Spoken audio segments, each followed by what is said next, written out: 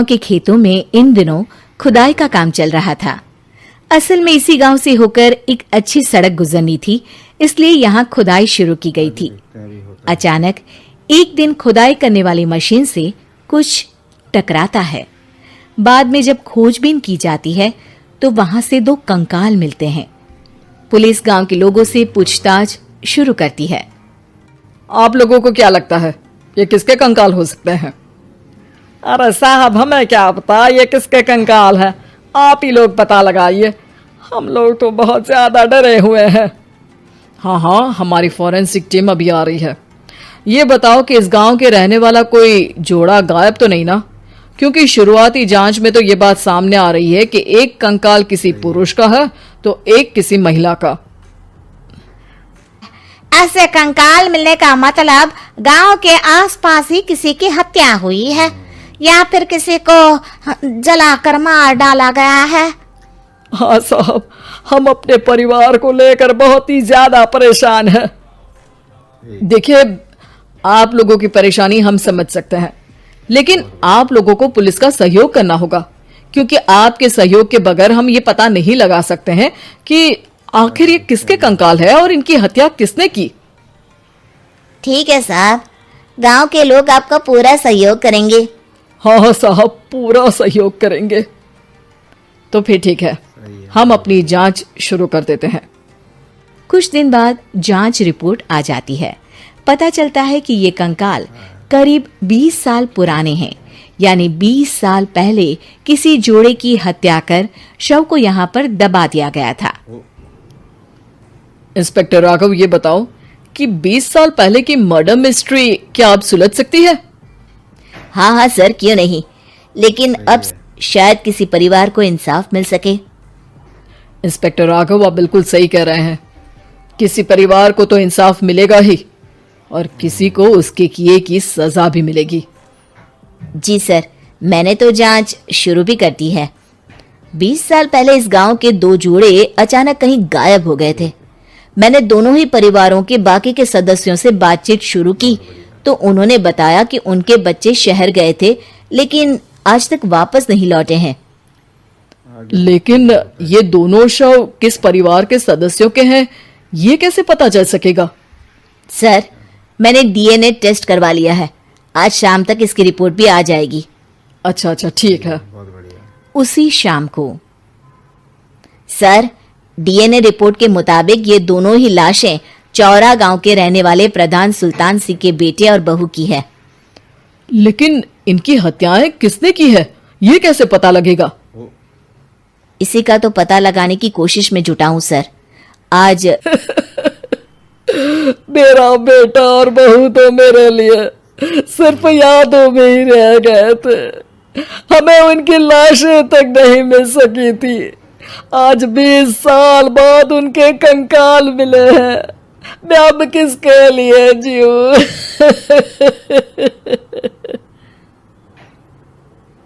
लेकिन सर, क्या आपकी किसी से कोई दुश्मनी थी? अपने बेटे बहू की हत्या के लिए आप किसे जिम्मेदार मान रहे हैं? अब मैं किसका नाम बोलूं? मेरी तो किसी से दुश्मनी नहीं थी, बस मेरे बेटे बहू को कोई वापस ला पाता।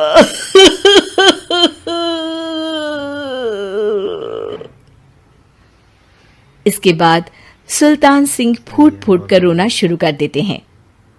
सर, अब आप इनका अंतिम संस्कार करवा सकते हैं। कम से कम इनका शरीर ना सही, इनका कंकाल तो आपको मिला है। लेकिन हाँ, अगर आपको कुछ भी याद आए तो जरूर बताइएगा। मेरी तो बेटा अब उम्र हो गई है, लेकिन मेरे बेटे और बहू के हत्यारों ने पकड़े नहीं जाएंगे, मेरा मन नहीं मानेगा। सही है सर, हमारी पूरी कोशिश रहेगी हत्यारे को पकड़ने की। लेकिन एक बात बताइए, उस वक्त आपको किस पर शक गया था? उस वक्त मेरे एक ड्राइवर को पकड़ा गया था, लेकिन सबूतों के अभाव में उसे छोड़ दिया गया था। अच्छा, और ड्राइवर पर कैसे शक हुआ था? क्योंकि उस दिन ड्राइवर छुट्टी पर था। उस समय लेकिन लाश क्यों नहीं मिल सकी थी? उस वक्त पुलिस ने बहुत कोशिश की थी, लेकिन दोनों की डेड बॉडी नहीं मिल सकी थी। ठीक है, हमारी तफ्तीश चल रही है, मैं फिर आऊंगा। इसके बाद इंस्पेक्टर वहां से चला जाता है और सुल्तान सिंह अपने बेटे और बहू की याद में खो जाते हैं।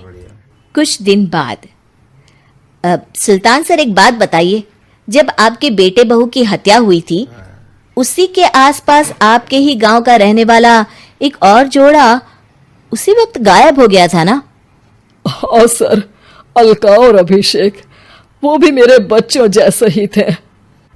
उनका भी आज तक पता नहीं चल सका, लेकिन बताते हैं कि कुछ साल पहले अभिषेक को गांव के ही किसी आदमी ने मुंबई में देखा था, लेकिन फिर वो गायब हो गया। यानी अभिषेक और अलका की हत्या नहीं हुई थी, बल्कि उन्होंने किसी वजह से खुद ही गांव छोड़ दिया था। हाँ हाँ, हो सकता है, क्योंकि अभिषेक मेरे बेटे संतोष का अच्छा दोस्त था और उसका मेरे घर भी आना जाना लगा रहता था। हो सकता है कि उसने मेरे बेटे और बहू के बारे में सुन लिया हो और ये गांव छोड़ दिया हो सकता है। उनके परिवार का कोई अब नहीं रहता क्या इस गांव में? अब तो कोई नहीं रहता। एक चाचा थे, लेकिन उन्होंने भी अपना पुश्तैनी मकान बेच दिया है। वो भी अब कहीं शहर में ही बस गए हैं। ओह, अभिषेक और अलका के बारे में भी पता लगाना होगा। हो सकता हो तो सकता है, लेकिन वो बेचारे तो खुद ही वक्त के मारे थे, वो क्या बताएंगे। फिर भी सर, जब केस दोबारा खुला है तो जांच तो करनी ही पड़ेगी, और इस बार तो लाशें भी बरामद हुई है। कुछ दिन तक लगातार तफ्तीश चलती रही। एक दिन थाने से सुल्तान सिंह को फोन आता है। हाँ, कौन बोल रहा है? सर, मैं कांस्टेबल तुलाराम बोल रहा हूँ थाने से। आपको थाने आना पड़ेगा। थाने? लेकिन क्यों? सर, किसी की पहचान करवानी है। अच्छा ठीक है, मैं दोपहर तक पहुंचता हूँ।